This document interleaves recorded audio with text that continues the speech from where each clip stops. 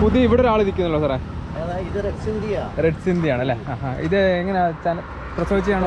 ഇപ്പൊ 2.5 വയസ്സാവുന്നതേ ഉള്ളൂ. ഇപ്പം മതലക്ഷണമൊക്കെ കാണിച്ചു തുടങ്ങിയിട്ടുണ്ട്. കുത്തി വെച്ചിട്ടില്ല സാറല്ലേ? 2 മാസം കഴിയട്ടെന്ന് വിചാരിച്ചു.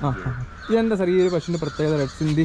ഇതിന്റെ പ്രത്യേകത ഇതൊരു വെറും എൻ്റെ ഇവിടെ നിൽക്കുന്ന പശുക്കളിൽ ഏറ്റവും എനിക്ക് ഭയങ്കര ഇഷ്ടക്കാരിയാണ്. ശല്യമില്ല, ഒരു പാവമാണ്. ഇത് ഏത് ഇനത്തിലാണ് സാറേ? ഇത് കാർ പാർക്കർ എന്ന് പറയും. നല്ല കുറച്ചുകൂടെ വളരെ നല്ലത്. ഇത് 2 വയസ്സായതേ ഉള്ളൂ. 2 വയസ്സായതേ. സാറിന് ഇവിടെ തന്നെ ജനിച്ച് കിട്ടിയതല്ലേ? കുത്തിവെച്ച് കിട്ടിയതല്ലേ?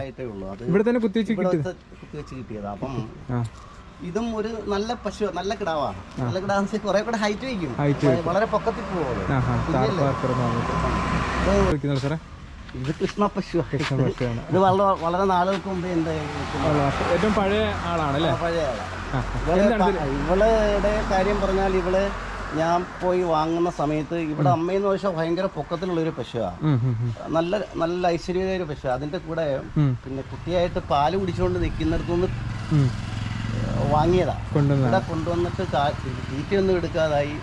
പിന്നെ ഞാൻ ഒരു വെക്കേഷൻ സമയത്തായതുകൊണ്ട് ഞാൻ പിന്നെ കച്ചിയും ആഹാരവും എല്ലാം കോരി കൊടുക്കുമ്പോൾ കച്ചിയൊക്കെ വാരി കൊടുക്കുകയൊക്കെ തീറ്റിച്ച് കുറേ മാസം 1-2 മാസം എടുത്തോളൂ അതുമായിട്ടൊന്ന് റിക്കവറായി വരാനായിട്ട്. ഭയങ്കരമായിട്ട് എന്നെ എനിക്ക് ഭയങ്കര പ്രയാസപ്പെടേണ്ടി വന്നിട്ട്